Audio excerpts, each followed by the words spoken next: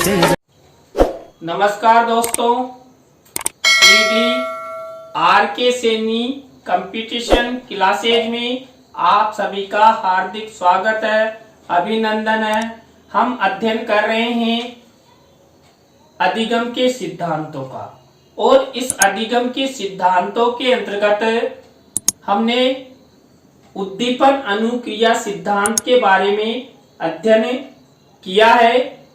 उद्दीपन अनुक्रिया सिद्धांत क्या है, ये किसके द्वारा प्रतिपादित किया गया है, इसका क्या प्रयोग है और इस प्रयोग का क्या महत्व है, क्या विशेषताएं हैं आदि के बारे में हमने अध्ययन कर लिया था। आज की क्लास में हम जो उद्दीपन अनुक्रिया सिद्धांत है, इस सिद्धांत का शिक्षा में क्या महत्व है, शिक्षा में क्या भूमिका है, जो छात्र होते हैं वो इस सिद्धांत का किस तरह प्रयोग करते हैं, तो इसके बारे में हम विस्तार पूर्वक अध्ययन करेंगे। तो आप सब बने रहे सीडी आर के सैनी कंपटीशन की सायंकालीन क्लास में। तो अब अध्ययन करते हैं उद्दीपन अनुक्रिया सिद्धांत का शैक्षिक महत्व। उद्दीपन अनुक्रिया सिद्धांत का शैक्षिक महत्व। देखिए, उद्दीपन अनुक्रिया सिद्धांत का शिक्षा में क्या महत्व है, इनमें से भी आपकी परीक्षा में कई बार प्रश्न आ चुके हैं, तो ध्यान से समझिए। पहला शैक्षिक महत्व है निम्न स्तरीय छात्रों के शैक्षिक अधिगम के लिए उपयोगी। देखिए, जो उद्दीपन अनुक्रिया सिद्धांत जो थॉर्नडाइक द्वारा प्रतिपादित किया गया है, ये निम्न स्तरीय छात्रों के शैक्षिक अधिगम के लिए, यानी कि शिक्षा में सीखने के लिए उपयोगी है। जो निम्न स्तरीय यानी कि जो अनेक प्रयासों के बाद, अनेक प्रयत्नों के बाद जो बालक सीखते हैं, उनके लिए यह सिद्धांत बहुत उपयोगी है। इसके बाद दूसरा है शैक्षिक अभ्यास का प्रतिपादन। देखिए, इस सिद्धांत के माध्यम से शैक्षिक अभ्यास यानी कि शिक्षा का अभ्यास, पुनरावृत्ति का प्रतिपादन इस सिद्धांत के माध्यम से किया गया है। छात्र शैक्षिक अभ्यास कर अपने विषय को कंठस्थ कर सकते हैं और अपनी स्मृति में स्थायित्व प्रदान कर सकते हैं। तीसरा महत्व है त्रुटियों में सुधार कर शैक्षिक अधिगम। देखिए, शिक्षा प्राप्ति के दौरान बालक कई प्रकार की त्रुटियां, गलतियां करते हैं और उन गलतियों में सुधार के पश्चात ही छात्र शिक्षा ग्रहण करते हैं, किसी विषय वस्तु को सीखते हैं और उसको स्मृति में लाते हैं। तो इसके लिए जो उद्दीपन अनुक्रिया सिद्धांत है, उसके माध्यम से त्रुटियों में सुधार कर उसका जो बालक होते हैं वो शैक्षिक अधिगम करते हैं। इसके बाद नेक्स्ट महत्व है ज्ञानात्मक एवं क्रियात्मक पक्ष पर बल। देखिए, जो उद्दीपन अनुक्रिया सिद्धांत है, यह छात्रों के ज्ञानात्मक एवं क्रियात्मक पक्ष पर बल प्रदान करता है। देखिए, छात्र जितना अधिक ज्ञान प्राप्त करेगा, छात्र के लिए उतना ही लाभदायक है, और ज्ञान होगा तो वो अपने लक्ष्य की प्राप्ति में आगे बढ़ेगा, और वह ज्ञान क्रिया के माध्यम से प्राप्त किया जा सकता है। तो यह सिद्धांत छात्रों के ज्ञानात्मक एवं क्रियात्मक पक्ष पर बल देता है। देखिए, हम जितनी सक्रिय क्रियाएं करेंगे, अनुक्रियाएं करेंगे, प्रतिक्रियाएं करेंगे, तो हमारा ज्ञान और अधिक प्रबल होगा, शक्तिशाली होगा और चिरकाल तक स्थायित्व प्राप्त करेगा। नेक्स्ट महत्व है मनोवृत्ति परिवर्तन द्वारा अधिगम। देखिए, इस सिद्धांत के अनुसार छात्रों की मनोवृत्ति, अभिवृत्ति, अभिलाषा को परिवर्तित कर अधिगम पर बल दिया जाता है। इस सिद्धांत के माध्यम से छात्र अपनी अभिवृत्ति, अपनी मनोवृत्ति को परिवर्तित कर, देखिए हमने मनोवृत्ति के बारे में अध्ययन किया था कि छात्रों की जितनी अच्छी मनोवृत्ति होगी, जितना अच्छा दृष्टिकोण होगा, उतना ही वह ज्ञान प्राप्त करेगा। देखिए जो छात्र अधिक प्रतिशत लाते हैं उनकी मनोवृत्ति शिक्षा के प्रति, अधिगम के प्रति रुचिपूर्ण होती है। इसके बाद नेक्स्ट, शिक्षक द्वारा अध्यापन में सहयोग। देखिए उद्दीपन अनुक्रिया के माध्यम से जो शिक्षक होता है ना, शिक्षक के लिए भी ये सिद्धांत उपयोगी है और छात्रों के लिए भी ये सिद्धांत उपयोगी है।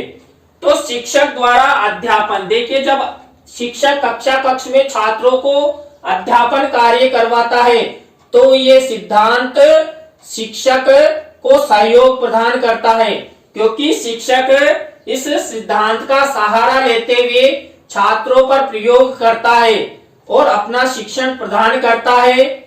और शिक्षक द्वारा जो भी अध्यापन कार्य करवाया जाता है उस अध्यापन कार्य की पुनरावृत्ति के द्वारा छात्रों को अधिगम करवाया जाता है।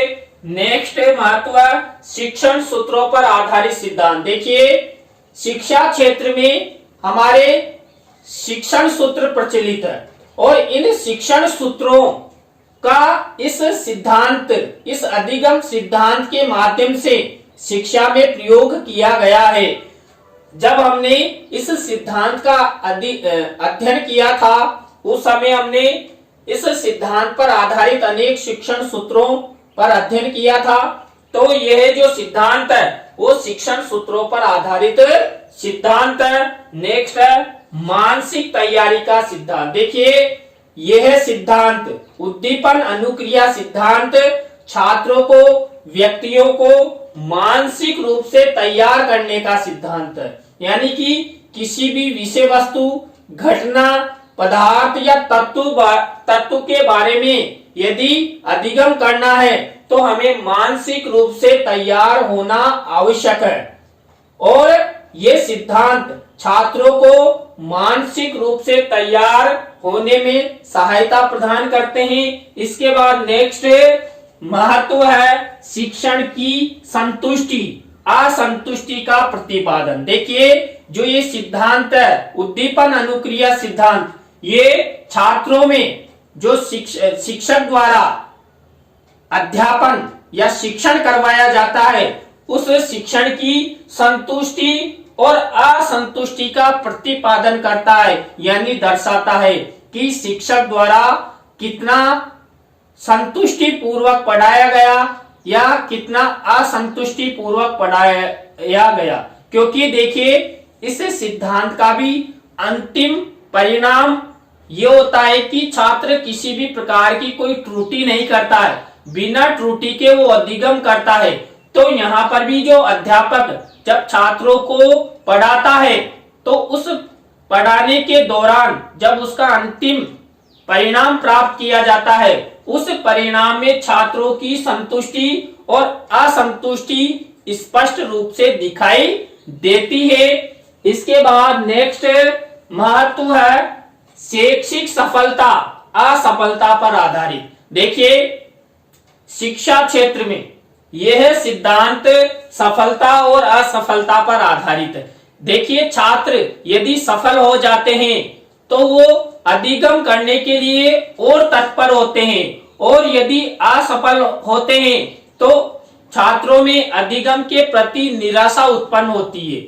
तो यह सिद्धांत छात्रों को सफलता और असफलता के बारे में भी अवगत कराता है, उनको याद दिलाता है कि हमें सफल होना है तो बार बार हमें प्रयत्न करना होगा, प्रयास करना होगा, और अनेक प्रयासों के बाद में ही हम सफल हो सकते हैं। यदि छात्र इस सिद्धांत का प्रयोग करता हुआ सफल हो जाता है तो उसे नया अधिगम करने, अधिगम के प्रति रुचि करने में तत्परता प्राप्त होती है, वो सक्रिय होता है, लेकिन असफलता मिलती है तो वो अधिगम के प्रति निराशा उत्पन्न कर लेता है। इसके बाद पूर्व गलतियों से लाभ का सिद्धांत। देखिए जो ये सिद्धांत है, ये सिद्धांत पूर्व गलतियों से कुछ सीख कर नया लाभ का सिद्धांत इसे माना जाता है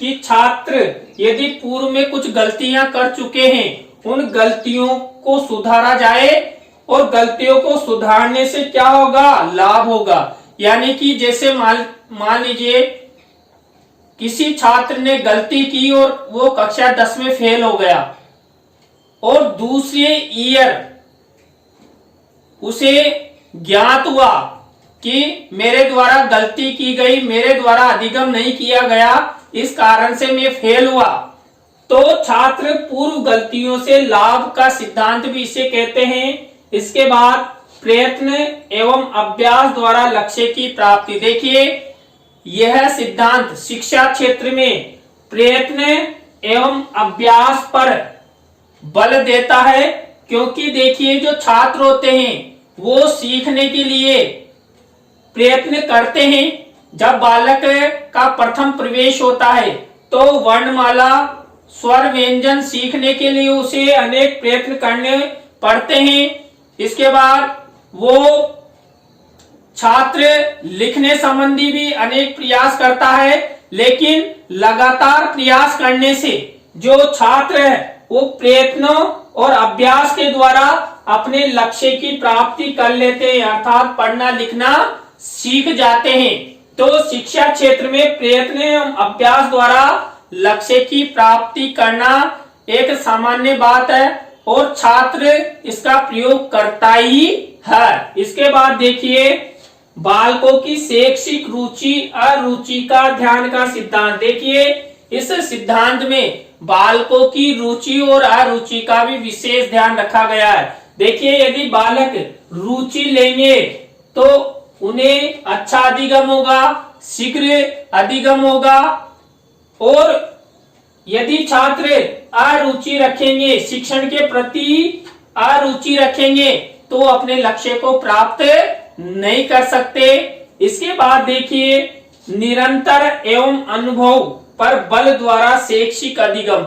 देखिए निरंतर मीन्स लगातार। देखिए हम जो भी लक्ष्य प्राप्त करते हैं उस लक्ष्य की प्राप्ति के लिए हमें निरंतर अभ्यास करना होता है, निरंतर अपने लक्ष्य की ओर ध्यान केंद्रित करना पड़ता है। और अनुभव, देखिए हम जितने अनुभव लेंगे, जितना अच्छा अधिगम करेंगे, उतना ही शिक्षा के लिए लाभप्रद होगा, हमारे लक्ष्य की प्राप्ति के लिए लाभदायक होगा। तो छात्र निरंतर अभ्यास करते हैं, निरंतर अनुभव लेते हैं, तो ये सिद्धांत जो शैक्षिक अधिगम होता है उसमें महत्वपूर्ण भूमिका निभाता है। इसके बाद नया निर्माण एवं अधिगम में उपयोगी। देखिए आप सभी को पता है शिक्षा क्षेत्र में भी नए नए उपागमों, नई नई तकनीकियों का, नई नई शिक्षण विधियों का निर्माण होता है, प्रतिपादन होता है। तो इन सब का जो निर्माण है वो इस सिद्धांत का सहारा लेते हुए ही होता है।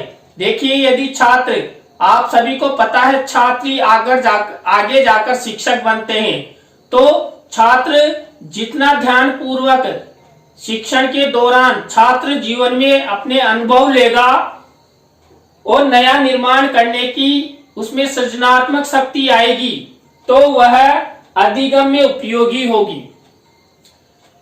छात्र साइंस के क्षेत्र में जो भी नया निर्माण करते हैं, नया आविष्कार करते हैं, वो इस सिद्धांत का प्रयोग करते हुए करते हैं। देखिए एक दिन में कोई भी पारंगत नहीं हो सकता, एक दिन में कोई भी विद्वान नहीं बन सकता। सने सने अनुभव और अधिगम के द्वारा, प्रयत्न और भूल के द्वारा, प्रयत्न और त्रुटियों के द्वारा गलतियों में सुधार करते हुए एक बालक एक दिन विद्वान बन जाता है, महापंडित बन जाता है, ज्ञानी पुरुष बन जाता है। इसके बाद देखिए शैक्षिक समस्याओं के समाधान में उपयोगी। देखिए उद्दीपन अनुक्रिया सिद्धांत, शैक्षिक समस्याएं। देखिए शिक्षा क्षेत्र में भी अनेक प्रकार की समस्याएं आती है और उन समस्याओं को प्रयत्न एवं त्रुटि के द्वारा हम दूर कर सकते हैं। तो देखिए आज की क्लास में हमने जो उद्दीपन अनुक्रिया सिद्धांत है उस सिद्धांत का शैक्षिक महत्व के बारे में अध्ययन किया। तो नई क्लास में नए टॉपिक के साथ आपसे फिर मिलेंगे। CDR सैनी कंपटीशन क्लासेस पर। तो आप सभी को बहुत बहुत धन्यवाद।